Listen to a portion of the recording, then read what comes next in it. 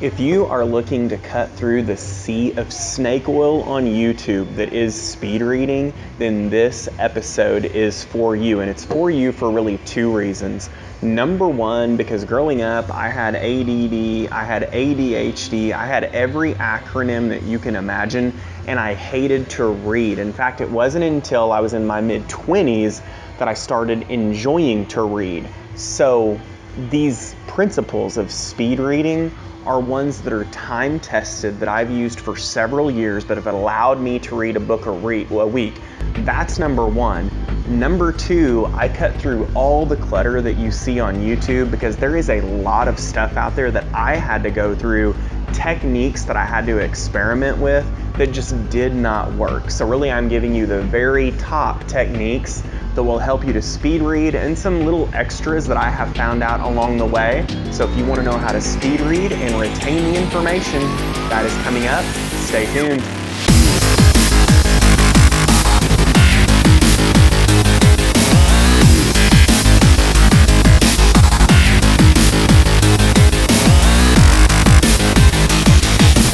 By discovering deeper purpose and mastering higher productivity.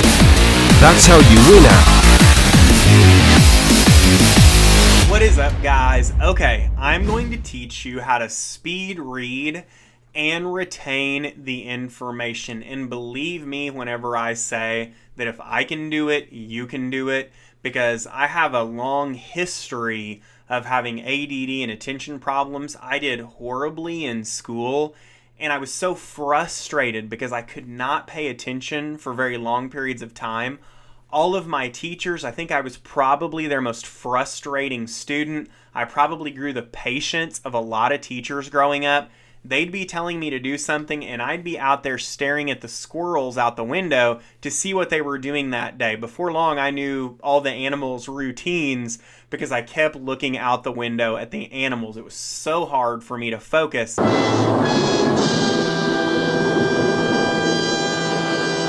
And school really beat the idea of reading for pleasure out of me, like I think it does for so many people. And so it wasn't until I was in my mid-20s that I started wanting to read again, and then it was really another decade later practically before I started really looking to be able to read and retain information faster and faster. So if I can do it, you can do it.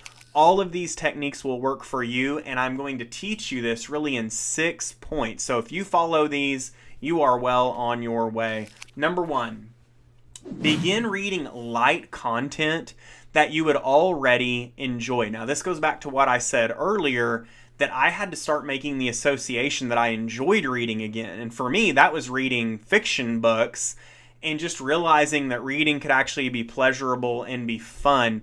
And you need to make the content to begin with light if you're starting from square one. And I go back to the Bible where it says some people were on the meat of the word, some people were on the milk of the word, some people were on the meat of the word.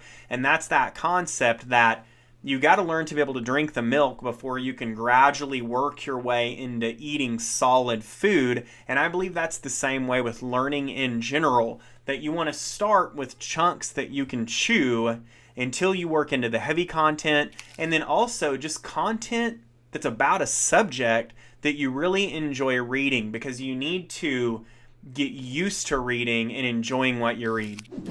Number two, read with a combination of both visual and auditory formats. What does that look like? For me, I will go to Amazon, and you can get a deal whenever you get both the audiobook and the ebook or the physical book most of the time. And so I will do those both together. So that's a little hack. Whenever I say that I'm reading a book a week, that is a combination of both audio and reading. And that's somewhere around 50-50. I might lean more towards the audio on some weeks than others, but it's definitely both. So I can get that book read every single week. And then if it's a book I really like, I'll go ahead and purchase the physical book and have it shipped to me in 2 days. And then I also have the audio book to go along with that. Number three, incrementally increase your peripheral field of focus. Now, this is whenever you're reading books visually. So like an EPUB format type book on your iPad or tablet, or if you're reading a physical book.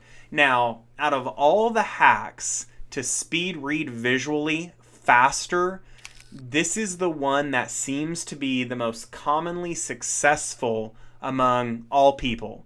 And I can say that for me, out of all the different things that are available out there, it's by far the number one thing that has increased my visual reading speed. And so what I mean by increasing your visual field of focus is like this. So you've got a physical book here, and let's say that as you're reading the book, when you get to the far left side, okay, whenever you're looking at that far left side, you can see way far past that, right? Like I'm looking right now at the camera, but I'm seeing the curtain and window over here. I'm seeing the picture of my dog up on the wall here, and I'm seeing the lamp over there. Okay, that's your peripheral field of focus. And so whenever you read, you have the same thing. There is so much in your visual field of view that you're not picking up on because you are dialing in and focusing on each word as you go. So how do you start to incrementally increase your peripheral field of focus? Number one, you want to physically take a pen when you first start doing this. It takes a little bit of discipline, but you grow beyond this before too long. And you want to just make a line. Let's say you make that maybe a 1/2 inch inside the margins on both sides. And then what you do is, as you read the center section, and your field of focus does not go all the way outside the margin. So you're picking up on what's on the outside without having to completely go to the outside. Then let's say you do a 1/2 inch every couple of weeks. I think for me it was actually more like a month before I was actually moving in. But then you move it in another 1/2 inch, and you can see that I can definitely read this right here, where that's as far out as I'm going, and my eyes will pick up the rest, and it's not that they're missing it, your eyes will get trained to where you pick that information up and you retain it. Now, I know some guys that have used this method, and girls, who literally have about a square inch in the center here that's their peripheral field of focus, and literally they just turn pages as their eyes scan down the page, and you can ask them questions to make sure they are retaining the information, and they're retaining it. Now, I've never gotten to that point, but it's more than doubled, maybe tripled the speed at which I read a physical book. So that's number 3.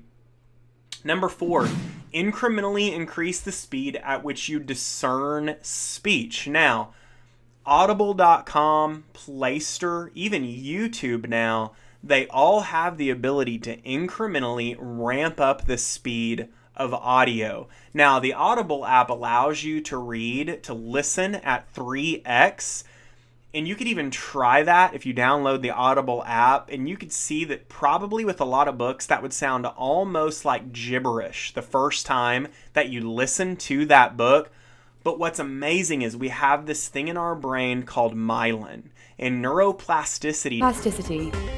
Many people may not realize that the brain actually changes physically. Tells us that myelin is this white moldable type plastic that moves and changes and forms.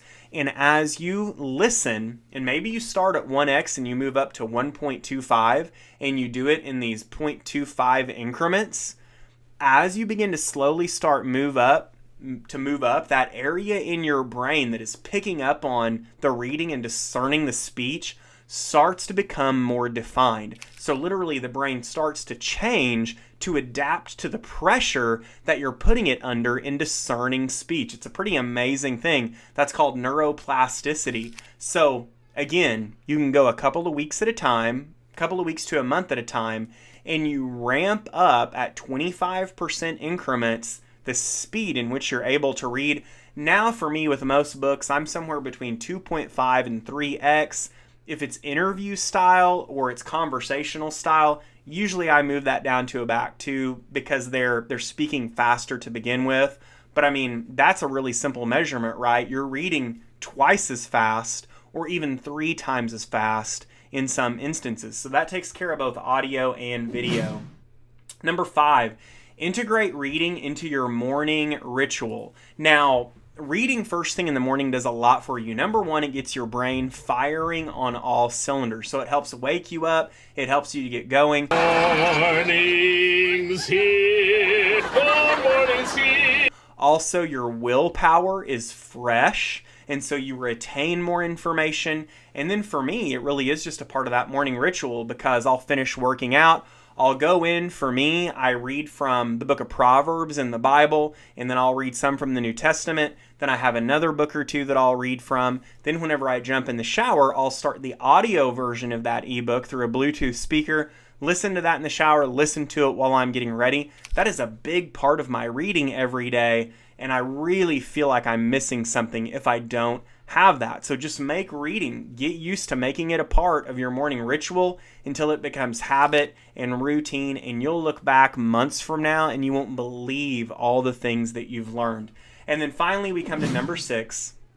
Summarize every book that you finish into 3 to 5 impact points. Now, you're never going to remember everything that you read. And I think the common misconception is when you read quickly, when you learn to read quickly, you're going to lose a lot more information. Not true at all. In fact, for me, the fact that I read faster and I listen faster, it keeps my brain more engaged, so I retain more, but that still means I'm probably only going to retain 15 to 20% of the information. Now, that is going to be filed away somewhere. But if I want really key points that I hold on to, then I write down 3 to 5 impact points. And I do that for every single book. I do it in Evernote. Just the physical act of taking a note or writing it down also increases retention. So those are the 6 points. If you just do those things and you just have a little bit of discipline to do those things, you will double, triple, quadruple the time it takes you to read a book, and you can easily get to me and be reading a book every single week and just expand that knowledge, expand your world, and just be able to apply a lot more wisdom to your life. I hope you guys have enjoyed this video. I hope you guys have a great week. Be sure and subscribe, and we'll talk to you next week. Bye. Would it be helpful knowledge for you to know what the greatest book is of all time of applicable knowledge? In other words, you read it, you're able to use it, and it becomes wisdom. Well, next week on the Soul Stretch, I'm not only going to reveal to you what that number 1 book is, but I'm going to show you how to use it to maximize your wisdom. That is next week on the Soul Stretch. Stay tuned. We'll talk to you then.